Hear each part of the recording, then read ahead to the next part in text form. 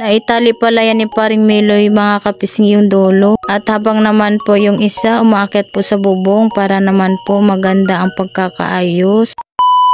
Hello mga kapisngi, mabuhay! Nandito po pala kami mga kapisngi kay Wonder Eyes. Nandito po kami para po tulungan po siya paglagay ng trapal para po sa karawan ng anak niya mga kapisngi. Yan nga po yung lalagyan ng trapal mga kapisngi. Yan po nga yung kawayan at saka yung trapal na gagamitin. Nandito po pala yung mga ninong niya mga kapisngi na kaibigan. Ito nga po yung mga kapisngi, nagkatay po sila ng manok. Nakita po pala ako mga kapisngi si Kumaring Iris. Papasok na po sa trabaho. Balik nga po tayo dito mga kapisngi sa kanilang mga ginagawa. Ayan nga po, maglalagay na po sila ng kawayan diyan. Marami po ang tumulong dito mga kapisngi. Kanya-kanya po ang ginagawa nila mga kapisngi para matapos na po ang paglalagay ng kawayan at lalagyan na po ng trapal. Yung manok mga kapisngi na lulutuin nila. Gataan daw po ito mga kapisngi para daw masarap. Out po pala sa kasama ni Wonder Eyes mga kapisngi, yung mga ninong. Shout out po kay paring Joel. Shout out po kay paring Gerald. Shout out po kay paring Milo. Shout out po kay paring Nolan. Shout out din po kay Wonder Eyes. Ayan,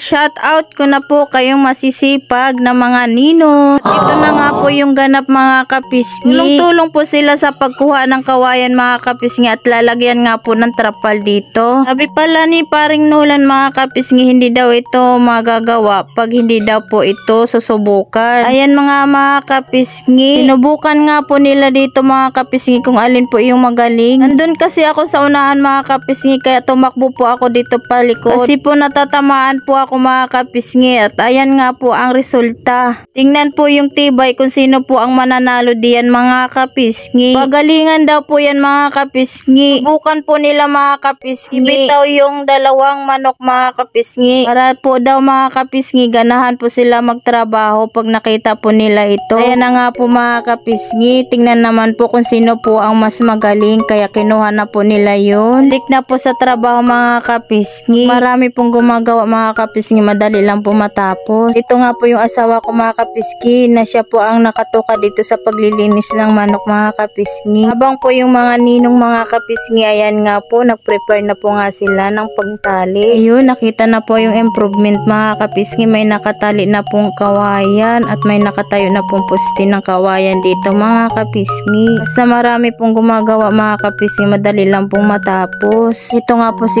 paring Milo mga kapisngi, itinatali po yung dulo ng kawayan dito sa puno. Kasama po yung si paring Gerald mga kapisngi at si Wonder Eyes. At habang po yung iba mga kapisngi, dala-dala po yung